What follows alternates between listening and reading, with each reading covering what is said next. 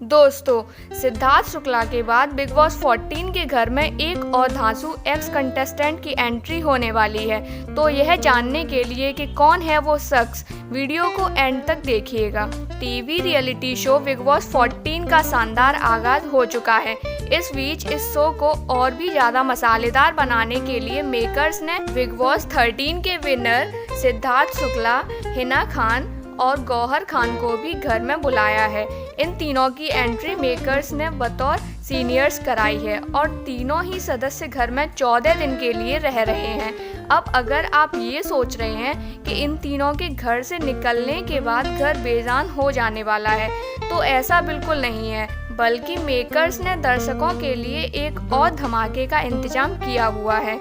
सिद्धार्थ शुक्ला के बाद big boss 14 के घर में एंट्री मारेगा ये हैंडसम हंक, थम जाएंगी शहनाज गिल की सांसें। जी हाँ दोस्तों, सिद्धार्थ शुक्ला, हिना खान और गौहर खान के बाद इस टीवी रियलिटी शो में मेकर्स एक और धांसू कंटेस्टेंट को बुलाने वाले हैं, जिसके बाद उम्मीद है कि सिर्फ दर्शकों की ही नहीं बल्कि शहनाज गिल की सांसें भी थम जाने वाली हैं।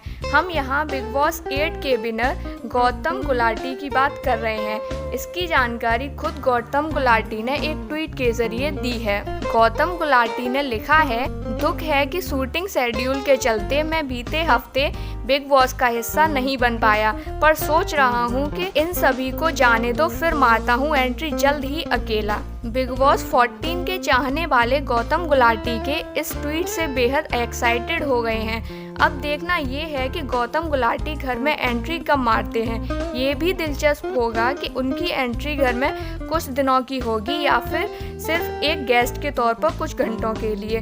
बीते सीजन में गौतम गुलाटी की एंट्री पर शहनाज गिल का रिएक्शन तो आपको याद ही होगा, जब गौतम गुलाटी की एंट्री के बाद शहनाज गिल उन पर करीब करीब टूट ही पड़ी थी।